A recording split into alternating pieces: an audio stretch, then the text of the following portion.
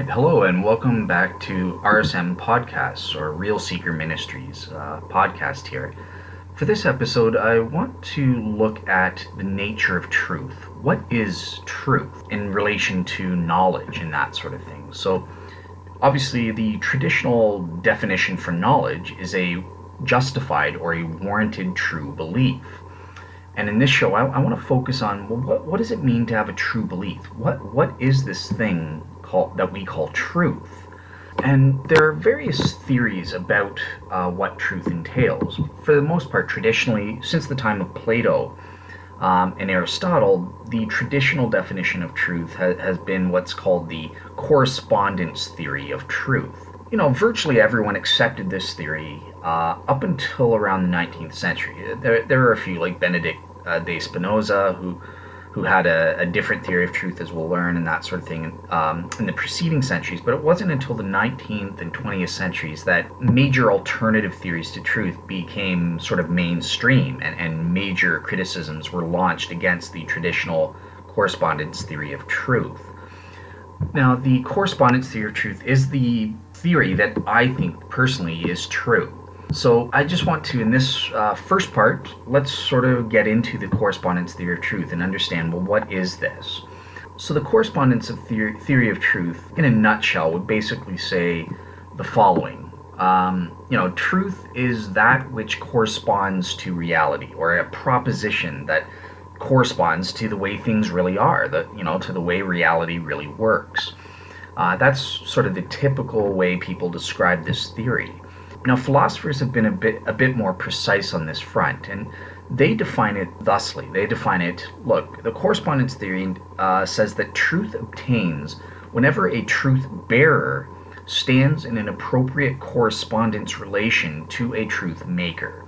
So as you can see, there are three elements involved to the correspondence theory. There's the truth bearer, the truth maker, and this correspondence relation. So let's sort of get into, well, what exactly are these three key elements? Because not everyone, different people who hold to the correspondence theory of truth do have some differences, and there are different versions of this correspondence theory of truth, depending on how one understands the nature of these three key ingredients for the correspondence theory. So in the first place, let's look at truth bearers. What might truth bearers be? And quite obviously, they are the things or entities that bear the truth claim. And traditionally, there have been three different options that have been proposed. So the first are linguistic entities. So specifically, sentences or statements, they are said to be the truth bearer in this case.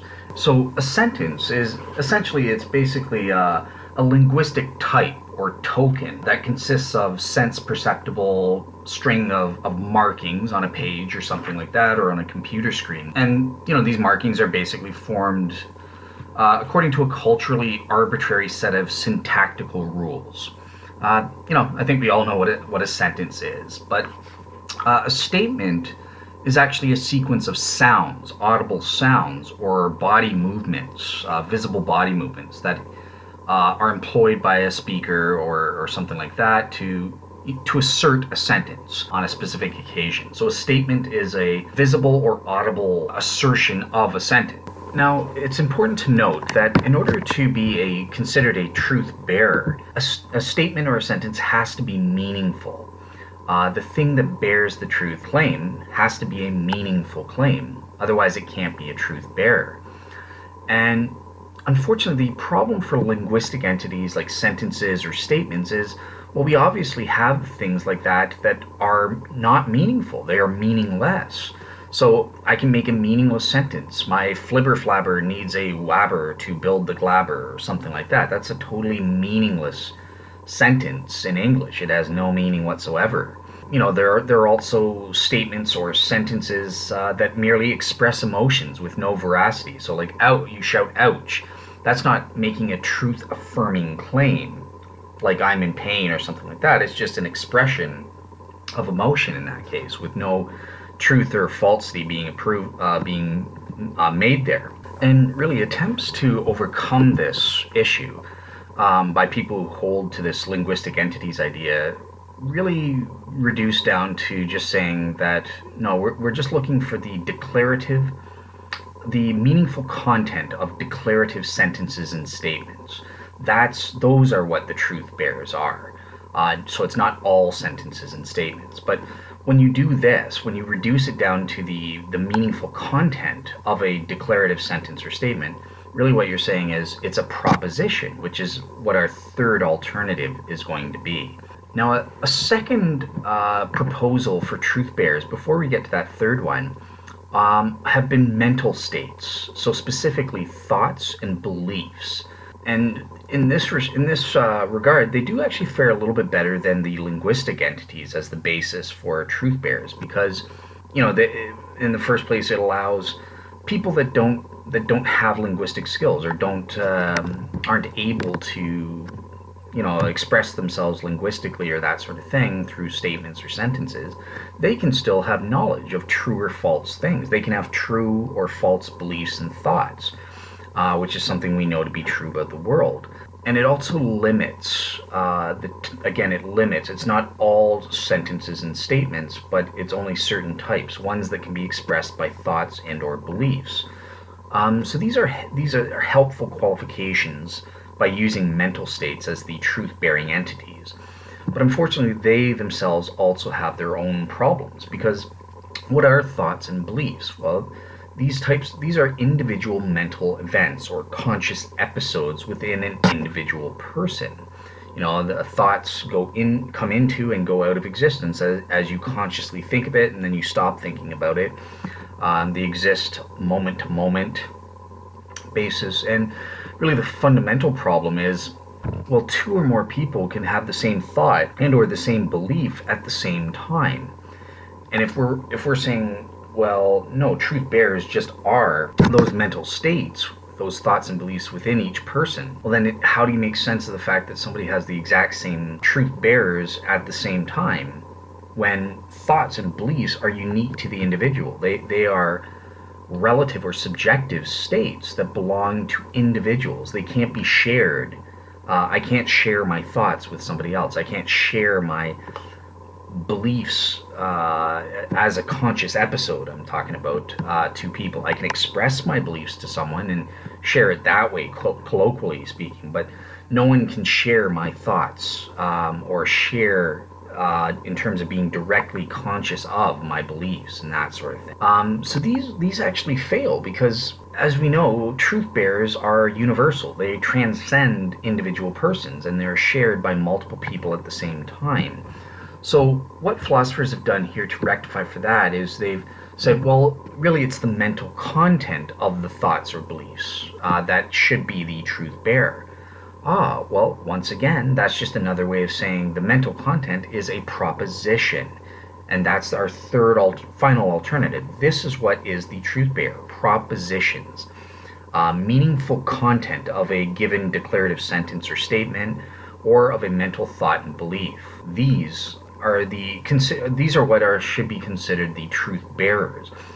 And propositions have the following properties, as we've discovered: that they're not located in space or time. They're not identical to the linguistic entities used to express them, nor the beliefs or thoughts as conscious episodes. They're not perceptible via the five senses. They can be in more than one mind at the same time, and they exist independently of any finite person. And I qualify that with finite because I think that everything exists through God, and God's a person. So through God's divine aseity, I would say that all thoughts and beliefs exist through Him. All propositions have their existence through God, just like all mathematical numbers, moral principles, and abstract entities and that sort of thing. But at the very least, it's not dependent on any finite person to exist. And finally, it's not a physical entity. So these are the nature of propositions. It's propositions that serve as the truth bearers, in my opinion. Now I want to turn to the next key ingredient, and that is the idea of there being a truth maker. Now what is a truth maker? Essentially, a truth maker are things that make a given proposition or truth bearer true. Put in a nutshell there, typically they refer to facts or states of affairs that actually exist or obtain in the world and that are propositionally relevant, relevant to the facts relevant to the proposition. And if they exist, then it makes it true. If it doesn't exist, then it makes the proposition false. Now, it's important I didn't mention this, but it's important to note that propositions display what's called intentionality. So intentionality is a property whereby things are directed towards other objects or things or that sort of, or events or whatever. So there's an ofness or an aboutness quality to propositions or thoughts or beliefs and that sort of thing. But specifically here, truth bearers, propositions are intentional, and they refer to intentional objects. So, for example, I can make up a proposition about an ice cream cone, or have a thought of my desk, and a propositional thought of my desk being red, or something like that. So there's an ofness or an aboutness quality, and this is what philosophers call intentionality. And so what we're saying here is that it's the intentional object when it corresponds to a proposition, right? So I can have a proposition about my desk or of an ice cream cone or something like that. And when that actually obtains, when that state of affairs is factually true, that makes the proposition, is factually the case or factually exists, that makes the proposition true. It makes the truth bearer true. So that's what a truth maker is in a nutshell. It's important to note it doesn't cause the truth bearer to be true. It doesn't stand in a causal relationship with the truth bearer, but it just makes the proposition true in light of the intentional object of the proposition actually obtaining in the world. So one of the major areas of controversy in regards to the truth makers, there are some correspondence theorists who hold to a strict truth maker theory. And this requires that there has to be a presently existing truth maker in order for something to be true. It's a necessary condition for a proposition to be true. And this I don't necessarily hold to, but I do hold that there has to be a truth maker in existence. But essentially what correspondence denying skeptics will point out, they'll point to various counterexamples to argue against this truth maker theory and say, well, actually, there doesn't have to be a presently existing truth maker for something to be true. And they'll allude to various examples, such as I could say, well, a proposition that Zeus does not exist. Or another proposition is, if Jim Bob had $20 on him at this particular time and place, he would buy the red shirt that he's looking at in the store at Walmart or something. And finally, 3, a future tense proposition. The Prime Minister of Canada in the year 2050 will be named Henry Jones. And let's just assume for the sake of argument that that is in fact true, that Henry Jones will become the Prime Minister in 2050. So now the problem comes in, well, none of these examples is there a presently existing actual state of affairs that makes these propositions true versus false. But yet we know that they're true nonetheless. So does this show that truth makers are superfluous? They're not necessary conditions for the correspondence theory? No, because I would say that even if things don't presently actually exist, truth makers exist nonetheless. So with the Zeus example, for instance, it's not necessarily a positive state of affairs, right? It's the state of affairs or the fact of the matter that all of the state of affairs in this actual world lack the state of affairs of Zeus existing that makes it true. So it's actually the lack or privation of the state of affairs that characterizes reality and serves as the truth maker in this instance. In terms of the Jim Bob example, this is a modal fact, or refers to a counterfact, right? So in the actual world, Jim Bob doesn't have $20, so he's not going to buy the shirt. But what we're saying, the propositional content says that if he did have $20, he would buy it. And this refers to a non-actualized potentiality to serve as the truth maker. And all potentialities exist. Logically possible worlds exist in God. All potentiality exists through God and that sort of thing. And it's just up to God whether they're actualized or not, whether he brings them into existence or not. So I would say there's actually a truth maker that exists in the form of a potentiality, a mere potentiality. There's a logically possible world where this proposition is true and obtains. Finally, in terms of the future tense, the prime minister proposition.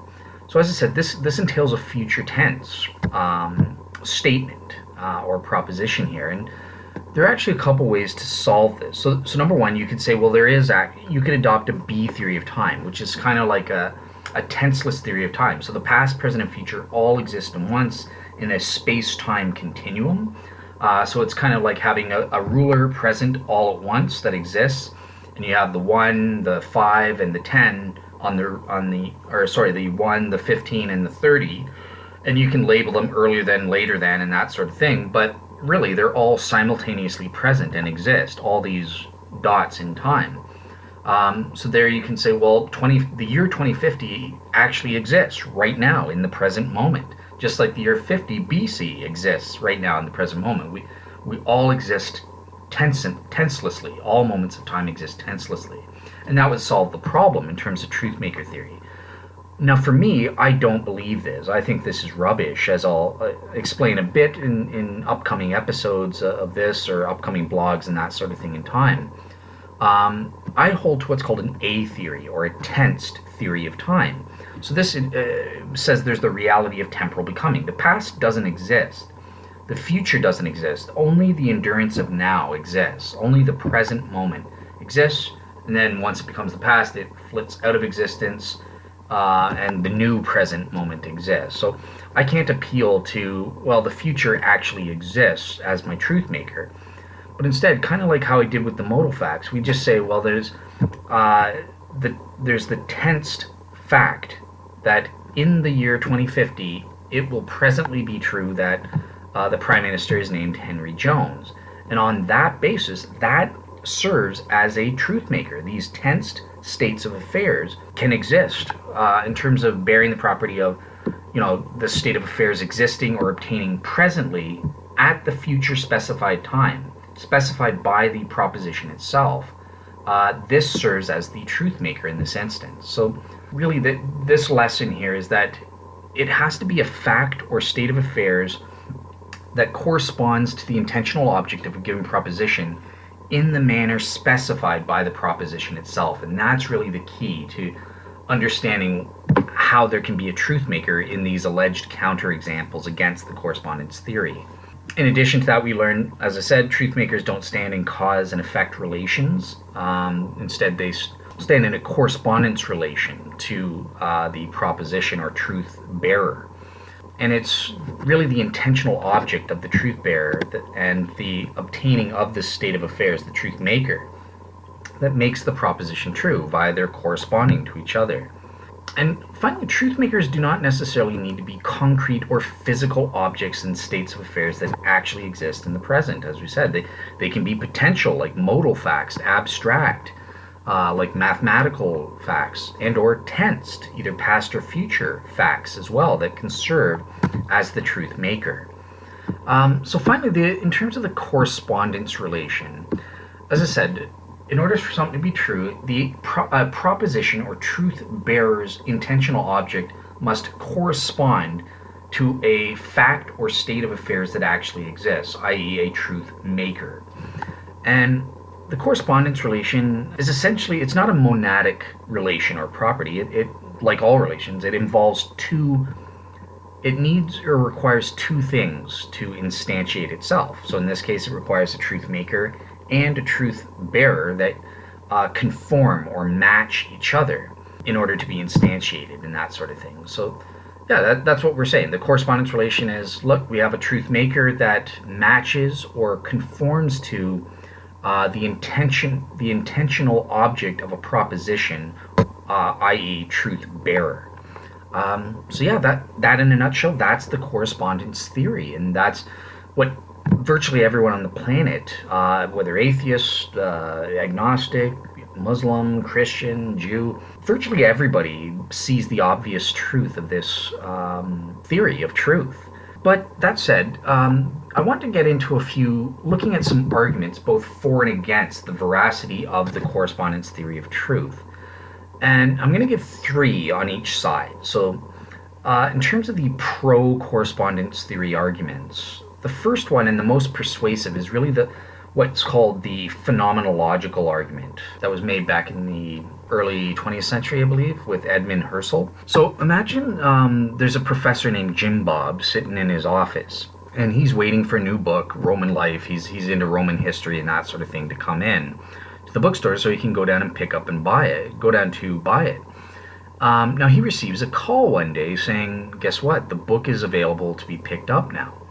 Upon hearing this, Jim Bob now forms a propositional belief, i.e. that the book is actually in the bookstore, and so it has an intentional object, the book being in the bookstore at this moment. And he decides, okay, there's a relevant way to verify this, in terms to see if it's actually true that the book is in the bookstore at this moment, or is at the bookstore. And he decides to walk to the bookstore to check with his own eyeballs to see if it's actually true.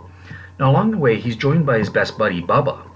And Jim Bob doesn't tell Bubba why he's going to the store. He just says, come with me. I'm going to the store. And Bubba's like, okay, cool.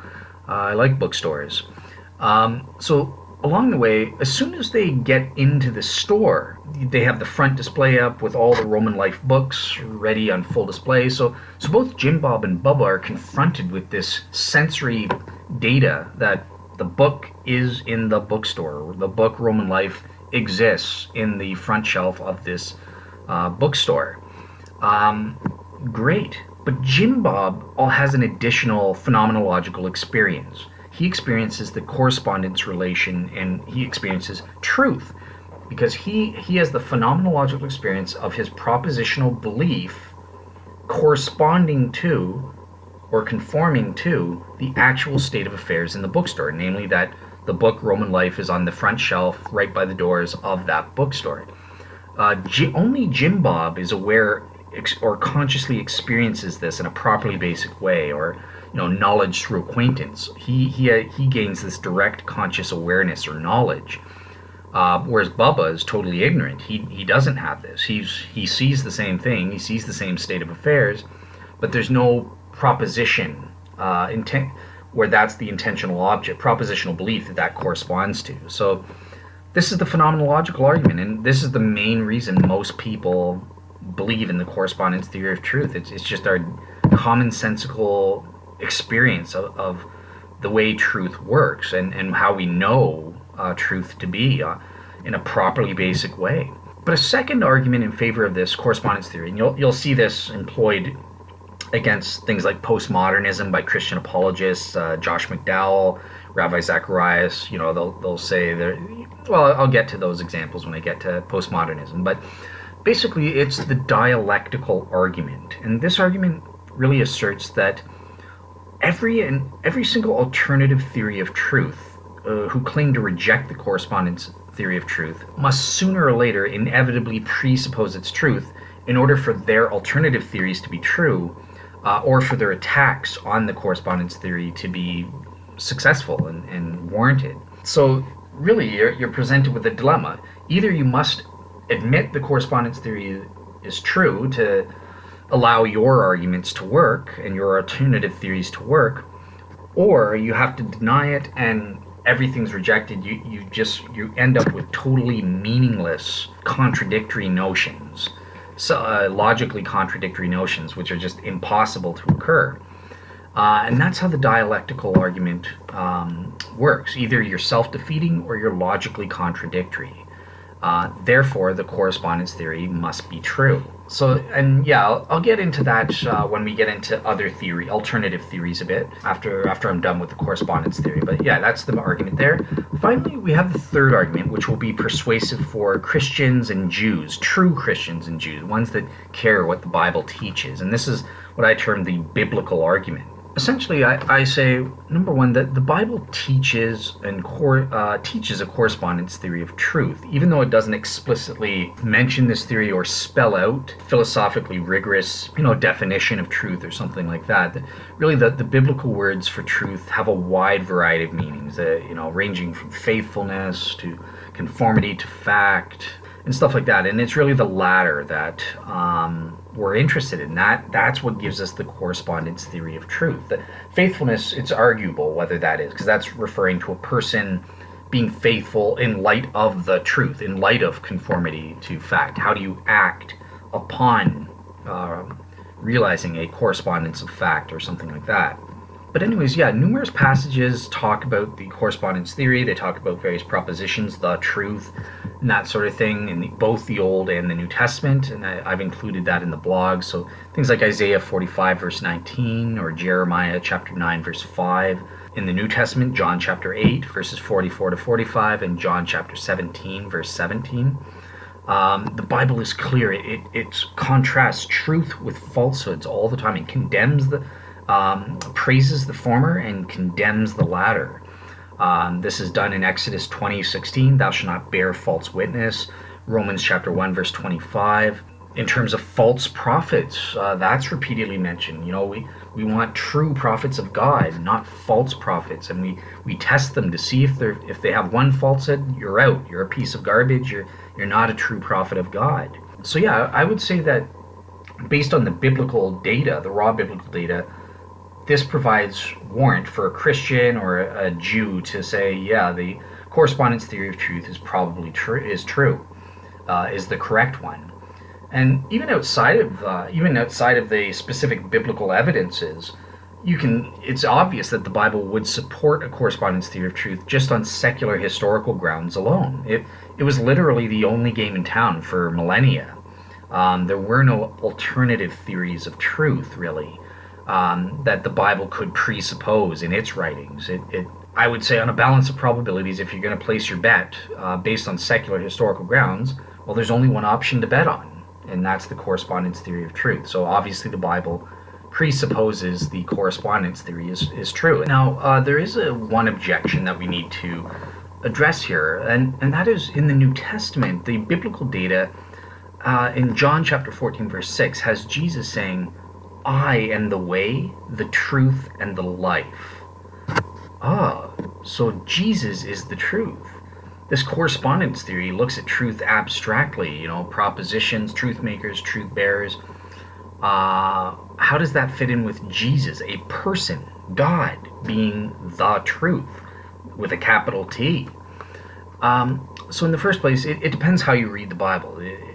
This passage could be validly interpreted, not to be a literal identification, whereby Jesus is saying, I am equal to the truth. I am identified as the truth, or something like that. But it's just a way of speaking, and he's saying, look, through me, through knowledge of me, I'm the way for the truth of salvation, to discover the true path to salvation and to get eternal life and stuff like that. It's through me. Now that said, I personally do believe there's a little bit more ontological significance to this passage on a balance of probability. So I think that Jesus is equating himself or identifying himself and God with the truth, with a capital T. And the way I make sense of that is, well, look, God, and therefore Jesus as part of the Trinity, as part of God, is the ontological grounding or foundation for everything that exists, for all physical reality and abstract reality. So mathematical numbers exist because they exist in God, from God. Moral principles, abstract moral principles, they exist in they're grounded in God's essential nature. In the same way, the abstract truth, the principle of truth, or the truth, exists and/or is grounded, has its existence grounded in God's essential nature, which is truthful. God cannot lie. It's impossible for him to tell falsehoods and that sort of thing, because he is truth. He is the truth. So that's the way I interpret this verse. And it's not contradictory to the correspondence theory. The correspondence theory is a part of God's nature. It is true because that's the way God's nature is. So the correspondence theory itself is grounded in God's essential nature. That's how I would reconcile these two verses. Okay, so let's switch now and look at three counter correspondence theory arguments. Three are negative evidences or arguments that are said to disprove the correspondence theory of truth. Okay, so the first skeptical argument is I call it the non-consensus argument. And this just refers to the fact that, look, Dale, you said it yourself. There are different versions of the correspondence theory. You guys can't all agree on what the different aspects mean. And there's certainly disagreement within philosophical scholarly circles, right? Because there are alternative theories to truth. So it's not the case that it's just obvious the correspondence theory is true and that sort of thing. There are people that disagree, and this is sort of meant as an argument to prove that the correspondence theory must be false. Well, in the first place, no, that's not the way logic works for these correspondence-denying skeptics. Disagreement on specific details of a theory doesn't entail that the theory is wrong or unjustified. Just like there's disagreements in cosmology, that doesn't mean cosmology is false. Or a false field of science, or like astrophysics, or there's disagreements in evolution. Wide disagreements on secondary specific matters and that sort of thing, and the mechanisms, how they work, the evolutionary tree or bush and that sort of thing. So just because there's disagreements within a scholarly community and or disagreements in general, that doesn't prove that a given theory is wrong. It just means that more work needs to be done ironing out the details to get our act together. Basically, universal agreement is not necessary for something to be true. And in the second place, we know for a fact that this theory, or something along the lines of the correspondence theory, is actually the case, because it fits our universal common sense experience and our knowledge of what truth is. Remember that phenomenological argument that everybody basically sees as being obviously true. The phenomenological argument and the dialectical argument, these alone have enough force to override any and all doubts, in my opinion. It may emerge just because some philosophers try to make a name for themselves by disagreeing with the standard mainstream view or something and coming up with their own notions. So yeah, that's how I'd respond to the non-consensus argument. I just think it's an utter failure. It's totally irrelevant to proving that the correspondence theory is false. The second skeptical argument is the inevitable skeptic argument. That's what I call it. Philosophers will call it the argument from error in terms of the problem of skepticism, that area of philosophy. And it basically just says, well, look, correspondence theory distinguishes between the truth proper, and the evidence that is used to discover the truth. There's a distinction. The two are not equal to each other, right? Truth doesn't equal or isn't identical to the evidence, and vice versa. So they are two different things. Truth transcends the evidence and stands over and above it. Evidence is really just, there are things that are truth conducive in general. They help us to discover the transcendent truth that stands over and above the evidence, right? So with this distinction, though, the correspondence-denying skeptics will say, well, this is a problem, because this means one could have all the evidence in the world but still not have the truth. It's possible they could be in error. Even if they have all the relevant evidence and they evaluate it as properly as they possibly can, it's possible you could still be in error. And this happens, right? They'll point to examples, hallucinations or something. Well, your eyeballs are seeing a bent stick. So when the stick is put in water, it bends, right? So don't you believe your eyes? No, you could be wrong. It's an illusion, optical illusion or something like that. And actually the stick is still straight, but it's the water that's making it look as though it's bent. This puts us in an inevitable position of skepticism, permanent skepticism. We can never know anything. We can never obtain truth on any matters. And this is what the argument is. So basically, this is total nonsense.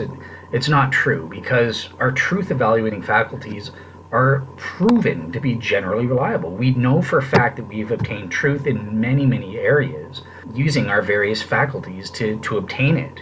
So this general reliability, of evidence being truth conducive to the discovery or attainment of truth, is what allows us to presume it's innocent until proven guilty by the skeptic. I'm allowed to assume it's accurate when I'm seeing something red in front of me, because in general, it's always true. When I see something red, there's something red in front of me. We don't go around trying to prove that we're not hallucinating every second of every day whenever we're seeing something. We assume it's true until we have reason or proof that it's not accurate, that we are hallucinating. Like if we're in the desert or something and it's really hot and we haven't had water in a long time, okay, we know that mirages come up in those contexts. Then we would doubt our faculties are giving us truth. So yeah, that's one of the main ways. I would say that evidence is truth conducive in general, and it's generally reliable for the attainment of truth. And this is what allows us to say, well, it's implausible. Even if it's logically possible, it's still implausible that we could have all the relevant evidence for something and properly assessing it and properly assessing that evidence, that we would be wrong, still be wrong, or not have truth or something like that. Okay, the final and third skeptical argument is called the mystery argument. That's what I call it anyways, but it just appeals to, well, you remember you mentioned those three elements: correspondence relation, truth makers, truth bearers. And these are mysterious entities. What exactly are these things mechanistically or substantively? What are they composed of? What are they made of? What are these things? There's a mystery factor to them. And really what proponents of this objection are physicalists or naturalists, and they're asserting and assuming that there's this metaphysical naturalism is true and that there are no non-physical things that exist. Numbers don't exist. They're not physical things. But actually, no, numbers do exist, and they are abstract things. There are non-physical entities that exist in our universe. And having the skeptic here, he's the one making with the burden of proof, because this is a negative evidence. He's claiming, well, because they're non-physical, mysterious entities, therefore he's begging the question and assuming that the naturalism is true, therefore everything has to be physical. If you're positing something that's not physical, then it must not be true. You can't just assert and assume that. You have to prove that that's the case. And unfortunately, skeptics just don't pass the muster when it comes to that burden of proof on their part. They can't. It's impossible for them to prove philosophical naturalism is true or physicalism is true. And in fact, we have proof, I would say, that the opposite is true.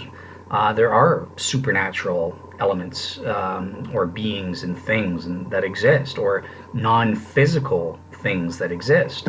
Numbers are such. They are things that exist. But yeah, so the point is, and that's debatable in philosophy, but the point is, it's on the skeptic to if he's going to advance this argument as a reason to say the correspondence theory is false, he has to prove that the underlying presupposition that founds this objection is true, namely that metaphysical naturalism or physicalism is true. He can't just assert that it's the case and then say, well, see, correspondence theory fails. No, it doesn't work that way. And actually, if we're just asserting and assuming, the Christian or the non-naturalist or physicalist could easily convert this argument into a modus tollens argument that proves naturalism's false, because we do know that these correspondence relation and these non-physical elements like propositions, the truth bearers as propositions, do in fact exist. So therefore naturalism must be false if the two can't exist together. So you could actually convert that into a modus tollens type argument and turn the tables on a skeptic in that regards, and even use it to twist things around into an argument for the existence of God, perhaps based on the existence of objective truth via the correspondence theory. So yeah, that's it for the correspondence theory there. What I want to do now is I want to move on to the alternative theories of truth. And in terms of there are various alternative theories of truth that have cropped up. There are things like identity theories of truth, whereby instead of correspondence relation, you have an identity relation between a truth maker and a truth bearer. So it says that the truth makers are identical to the truth bearers themselves.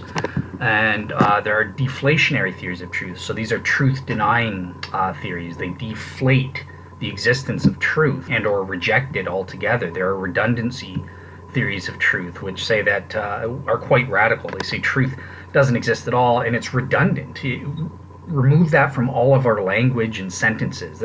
To say that Abraham was the president is true, that's superfluous and redundant. You just need to say Abraham Lincoln was the president or something like that. And there's no need for discussing truth in sentences or language or anything like that. There are various other theories. There are coherence theories and pragmatist theories, which those are the two I want to focus on, just to pick a couple of theories, alternative theories of truth to discuss in a little bit more detail for you. But yeah, there are axiomatic theories of truth, and I've included all of these in the sources for people. There's a 15 video series where he goes into quite a lot of detail on all the various theories of truth.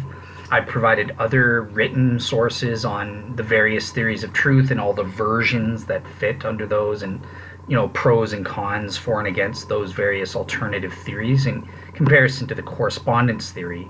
So check that out. I'll go into a little bit more on a popular level, sort of in between, an intermediate level, I would say.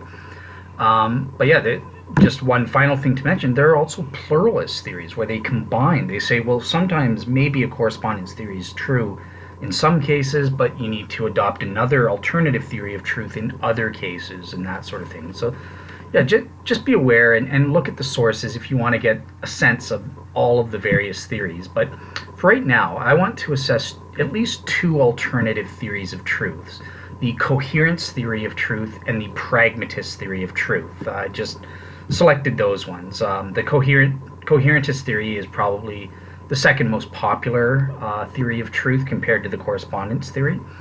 So yeah, let's get straight into that and just look at the coherence theory of truth. Okay, so the coherence theory of truth typically appeals to idealists, those that hold to an idealist philosophy. They think that all of reality is mental. They're ideas or mental things. There are no physical objects or physical reality. Typically, they reject scientific realism, so they take an anti-realist position, and we'll get into that in a bit. They reject foundationalism, which is an epistemic position, that sort of thing. So yeah, people like Spinoza, Brand Blanchard, these are some of the main proponents of the coherence theory of truth throughout history. And in relation to the correspondence theory of truth, so if you remember, there are those three elements: the truth bearer, the propositions, then there's the correspondence relation, and the truth maker. So truth bearers correspond to a truth maker. That's the correspondence theory. The coherence theory, on the other hand, says that truth obtains when a truth bearer stands in an appropriate coherence relation with a specified set of truth bearers. So here there are two differences compared to the correspondence theory. So the first one is in terms of the relation. Instead of a correspondence relation, it's a coherence relation at play here between the two entities involved. For something to cohere with something, it just means it conforms to or it matches. It's consistent with the other thing. The other difference is sort of more important, and it's the fact that, well, look, we're not saying that it's a truth bearer that coheres with a truth maker. This theory has no such thing as a truth maker. Really, what serves as the truth maker are other truth bearers, a specified set of other truth bearers. So it's when a truth bearer coheres with a set of other truth bearers, and that's an interesting difference. This is where the anti-realist position comes in. They deny an external reality where they need to correspond to each other. It's all internal. typically what coherence theorists think are the truth bearers are propositions or beliefs, really more internal beliefs, propositional beliefs, of course. That's what coherent theorists, people will say the truth bearers are. And it's important here to realize that it has to cohere with a specified set of other truth bearers. So this contrasts with the coherence theory of justification. The coherence theory of truth, the coherence theory of justification are not identical to each other. They talk about different things. One talks about epistemic justification, and the other is talking about what the nature of truth is in and of itself. Even though they are, a lot of times they're correlated, that doesn't necessarily have to be the case. One can believe in a coherence theory of justification, but not a coherence theory of truth. So yeah, in terms of the coherence theory of truth, really the analogy to illustrate this view is that, think of a spider's web, right? So if something new, a new belief, enters the web and it coheres with the rest of the structure of the web, it's another part of the web that the spider's built, well then that can be incorporated into, and it fits together or conforms to the rest of the spider's web, not a problem. However, if, let's say, a foreign object like a fly comes in there and it disrupts the whole thing, well then the fly is false. That belief would be false because it doesn't cohere with the rest of the spider's web or the rest of your set of personal beliefs. Now, one thing that's important here, and it relates to the fact that there's that difference between the coherence theory of justification and the coherence theory of truth, is that the coherence theory of justification only applies to your internal personal set of beliefs. So something is justified if a belief coheres with your own personal set of justified beliefs. However, the coherence theory of truth just says that the belief has to cohere with some specified set. So it doesn't even need to necessarily be your own set of personal beliefs. It could be beliefs of others. For example, God's beliefs. Does your personal belief, this truth bearer, cohere with God, the set of God's beliefs? Is it consistent with that? So that's one thing, important difference in terms of understanding this theory. Now, just to point out some of the problems, I mentioned some of them. So obviously, in the first place, this theory eliminates the gap between justification and truth. Because if you believe in a justification and truth, that does entail a coherence theory of justification. There are no such thing as justified false beliefs in this case, because it's just what coheres with your specified set of other beliefs. Now, obviously, this directly contradicts our experiences. There are justified or coherent false beliefs that we hold to, and we prove this all the time, right? Where we learn some new information and realize, oh, well, our previous belief was false, even though it cohered with our beliefs up until the point we learned this new thing and gained a deeper understanding. The coherence theory also causes a violation of the logical law of non-contradiction, because two or more people can actually have mutually contradictory, yet both coherent for each of the persons involved. They have their own sets of coherent beliefs, and they can contradict each other.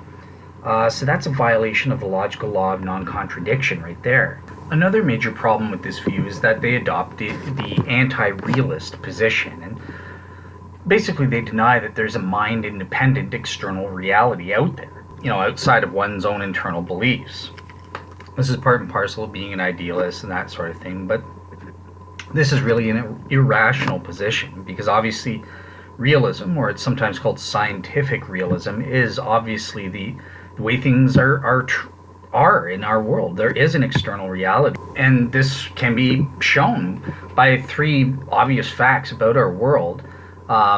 So, in the first place, various ideas that our minds come up with seem to actually work. And in terms of just practically speaking about our world. We come up with various mathematical ideas like Einstein's theory of relativity and that sort of things, and we're able to use these to accomplish things like theory of gravity to get to the moon and that sort of thing. We wouldn't expect this if the coherentists were correct about truth.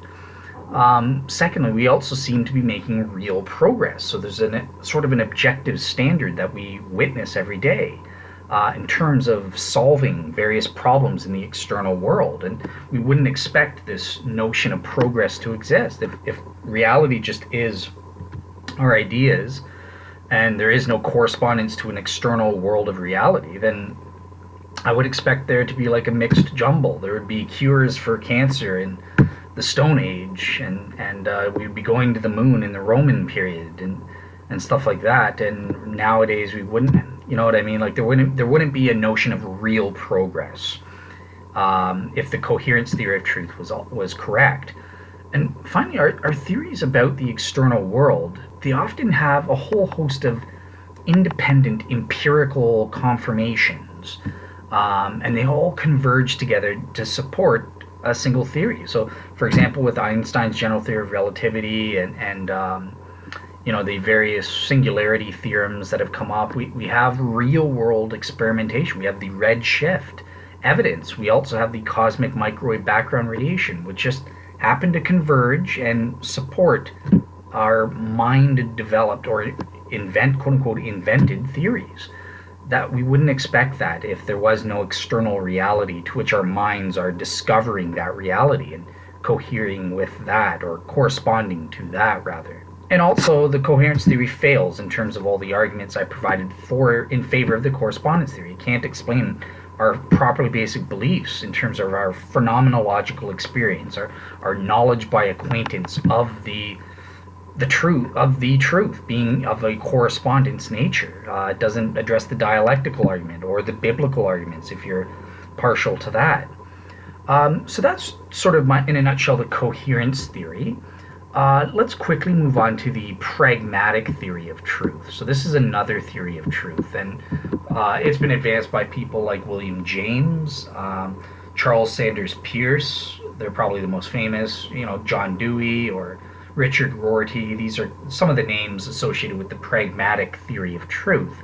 And in general, these types of theories imply that a propositional belief is true if and only if it quote-unquote works or is useful for some specified intent, for some specified purpose. And usually that purpose takes on various things, such as it's useful for making you look smart in front of your peers or something. That's sort of an epistemic usefulness that some proponents have gone for. I think C.S. Peirce did that, and others. Or William James, useful for maximizing utility or maximizing happiness. Whatever maximizes our happiness, that is true. Whatever is useful for that purpose. So these are some of the different versions that have come about. And obviously the pragmatic theory is obviously false, because there are clearly beliefs that are useful for a stated purpose but are clearly false beliefs. I mean, if you traveled back in time knowing what you know, that the earth is round, and let's say everyone back in the year 500 AD was completely ignorant and they thought the earth was flat. Basically, if we're saying a pragmatic theory of truth were true, then it would be true for the purpose of fitting in with your fellow peers in that time level. It would be true the earth was flat, and false that the earth was round. Absurd and ridiculous. That's not truth. And vice versa. There are sometimes useless beliefs that are actually true, as I mentioned there. So that's a major problem with this pragmatic theory of truth. Also, it's vague. They think they try to provide clarity by being more pragmatic, but what does it mean to be useful?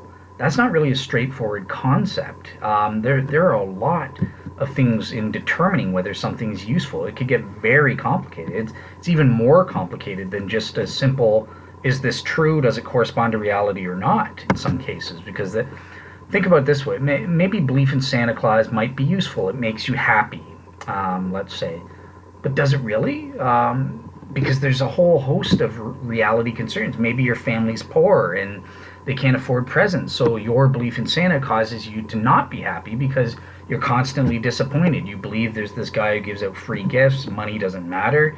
He gives it to all good and bad boys, you act good, and you don't get presents because your parents can't afford it, but you think it's because Santa's doesn't like you or something. This can not maximize happiness and that sort of thing. So it gets complicated in trying to figure out what is useful or what works for an intended purpose. It actually makes the concept of truth even more opaque than the correspondence theory does. Also, pragmatist defenses of this theory are obviously self-refuting because sooner or later, so this is the dialectical argument for the correspondence theory, they have to assume a correspondence theory in order to make the pragmatist theory work. Because in terms of usefulness, you're assuming that there's a correspondence to certain facts, in terms of your language or scientific theory testing. In order to assess the pragmatic usefulness of a given belief, to see if it's true or false on this theory, you have to assume the correspondence theory is true. So that's, if you remember back in the correspondence theory, that's the dialectical argument for the truth of the correspondence theory. Also, again, pragmatic theories are anti-realist, and they're inconsistent with our positive evidences like the phenomenological argument or the biblical arguments and that sort of thing. That, in a nutshell, are two of the alternative theories of truth. And if you want to see more detailed analysis on some of the other theories, or even on the theories I've covered, check out that 15-video YouTube series, You Can't Handle the Truth. It is really well done. It's very technical, so it's something that you'll need to watch a couple times and take your time on to make sure you're getting it. But there's a lot of good info on that, so I highly recommend that series. So yeah, let's move on to postmodernism now. That's another major topic that I wanted to cover, and I sort of lied to you guys in part one a bit. So postmodernism isn't really technically a theory of truth proper. It's a much broader concept than that. It includes notions about the nature of truth, namely it is a truth denying. It denies the existence of truth. But there are other aspects related to it. And there is no one-size-fits-all for postmodernists. There are various versions, and it's applied differently in different fields and that sort of thing. But in general, there are at least 7 major or fundamental aspects which I think unify most, if not all, theories or ideologies that go under the brand of postmodernism today. So the first aspect of postmodernism is, of course, a rejection of realism. They're anti-realists. And going hand in hand with that is a rejection of the correspondence theory of truth. Most of them are coherence theories. A lot of them like the coherence theory of truth, for example. Really what postmodernists like to do here is they want to reject all sorts of dichotomous thinking. So this is where no dichotomies really exist. You can't divide things into two groups, like good versus evil, real versus unreal, true versus false. They reject all of these sorts of dichotomies or distinctions. And those are the first two major aspects: rejection of realism and a rejection of the correspondence theory of truth. Now again, not all postmodernists hold to the same theory of alternative theory of truth, but they do all unite in rejecting the correspondence theory of truth. Okay, the third aspect of postmodernism is a total rejection of quote-unquote knowledge or objective rationality, and a transcendent notion of what is knowledge. Well, it's a warranted true belief or a justified true belief. There are no predefined transcendent notions of what constitutes knowledge, quote-unquote knowledge, or quote-unquote rational. There are only really perspectival or perspectives, allow for social constructions, really reflecting one's socio-cultural or linguistic structures that they have in a given culture. That's all that exists. There is no true the knowledge, the truth, or anything like that. There's just various perspectives, and they create social constructions. Postmodernists are also anti-foundationalists. So in epistemology, the foundationalist perspective is, look, we have a group of beliefs. Some beliefs are derivative upon prior beliefs, and those beliefs may be derivative upon even earlier beliefs. But sooner or later, you get to a foundational, basic beliefs. I call them properly basic beliefs when they're proper with respect to warrant. So, sooner or later, you can ask, oh, well, the sky is blue. How do you know? Because I see it with my eyes and it appears bluely to me. Well, how do you know? Well, I have eyeballs and the light does this, and my senses are usually generally reliable on that. Well, how do you know that? Blah, blah, blah. Sooner or later, you get down to a foundation, like the laws of logic or something like that. And the laws of logic are just the basic foundation or the basic beliefs that that all of your other derivative beliefs are founded upon. So postmodernists reject this notion. Also, fifthly, they adopt what's called anti-essentialism. So essentialism is the notion that there's a difference between essential and accidental properties. So if you remember, I'm going to include this. So I did a show on SNS about the Trinity and Incarnation. And one of the things there I said about, okay, well, human beings have an essence. There are certain properties that are essential to a kind of thing. So it might be essential for a human being. In order to be a human, you necessarily have to have a human genome or have a physical body governed by a human genome. If you don't have that, you're not a human. You are essentially something different, a radically different kind of thing. But we also have accidental properties. I have blue eyes versus brown eyes. That's just an accidental property. It's not an essential property of being human to have to have blue versus brown colored eyeballs. It doesn't matter what color your hair is or how many arms you have. You're still a human being, even despite the differences in those accidental properties. They also reject, in terms of language, this is one they're famous for, the sixth aspect, they reject authorial intent. So if I write up something, a document, if I write up this blog, I'm the author. I know what it means because I made it. I'm right, you're wrong, period. If you try to tell me what I was writing there, I'm the author, so I carry the authority to tell you what I'm saying here. But no, says the postmodernist, no. The author doesn't have that right. You're not in a privileged position to interpret even your own work. Actually, it belongs to the community of readers. The authority resides in them to tell you what your own work means to them. And they can be contradictory. It doesn't matter what you think. So, something like the Book of Romans, there's a Protestant Book of Romans, there's a Catholic Book of Romans, there's a Marxist Book of Romans. The Apostle Paul, he wrote the Book of Romans. No, that doesn't exist. It's the community of readers that gives it meaning and has the authority to interpret that work, not the author himself. And finally, number 7, kind of hand in hand with what we've been saying about no transcendence, but there are no meta-narratives. So there's no narratives that will allow you to judge other narratives, or to adjudicate between worldviews, to say this one's true, this one's false, this one's better than another one.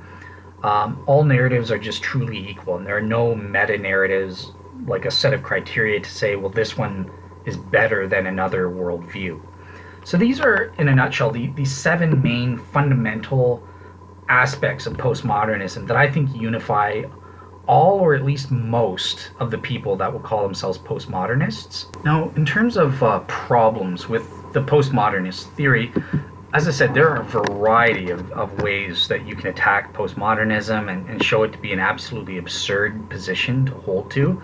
And really, it depends who you're talking to as an individual. What position do they take on one of those 7 major aspects that I said?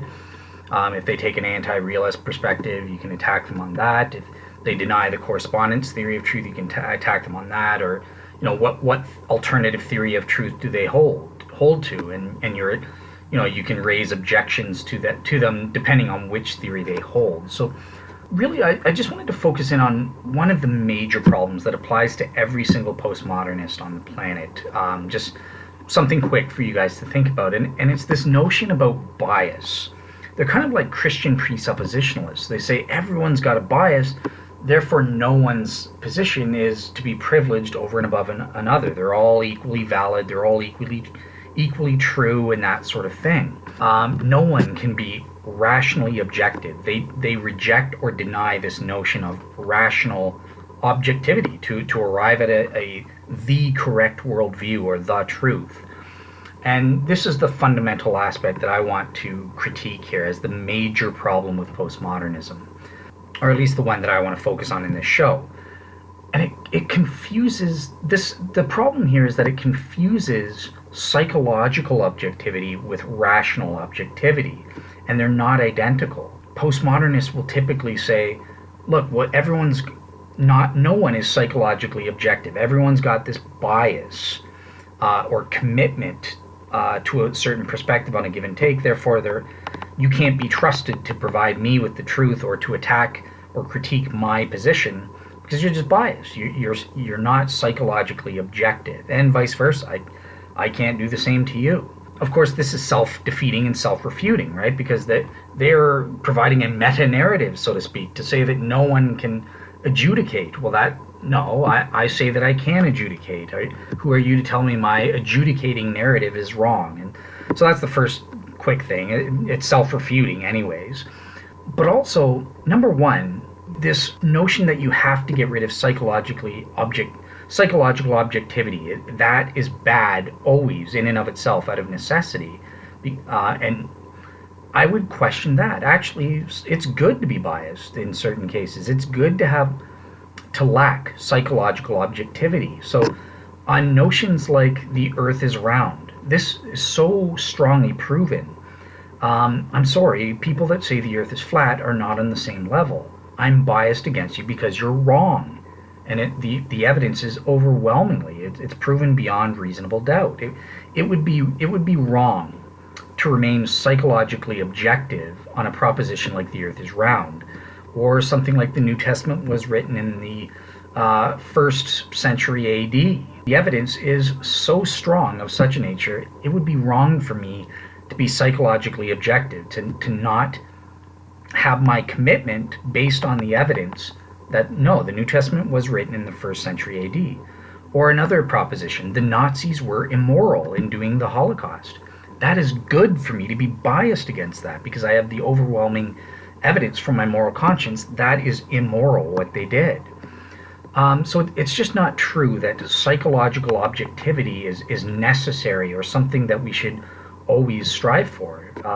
No, actually, having a psychological bias is good when it's justified or warranted in doing so. And our biases are even useful in coming to knowledge of the truth in certain cases, right? Because if I have a bias to look at something, I might look at something from a different angle than someone else with a different bias, and we can then talk it out and get to the truth that way. It's called peer review. And that leads into my second major objection to this. The presence of psychological objectivity doesn't entail that there's a lack of rational objectivity. They're not the same thing.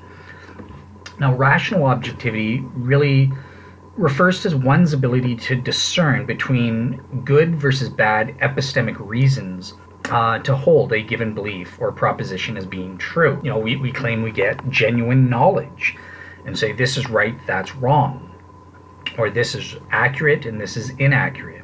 Now, it's true that psychological bias, it does have a negative downside, right? It does lead to, you know, if it's left unchecked, it can and often does lead to us coming to wrong positions and coming out to false conclusions, or to get puffed up and think I'm smarter than you and you're so foolish. How could you think these things and that sort of thing? So there are downsides to having psychological biases and that sort of thing.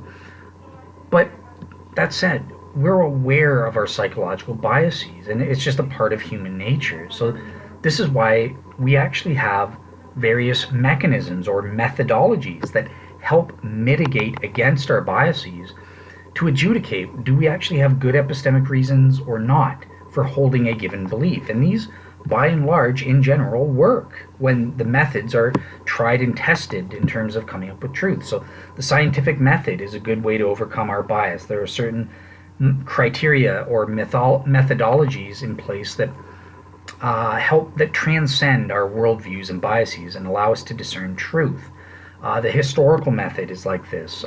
Rules of logical inference. So for example, avoiding the use of logical fallacies is a transcendent technique that has allowed us to mitigate against at least some of our biases, and allowed us to arrive at truth versus falsity in certain cases. So it's just not true that the presence of a psychological bias or lack of psychological objectivity necessarily means that we lack rational objectivity. No, we are able to be rationally objective even if we are psychologically biased and not psychologically objective.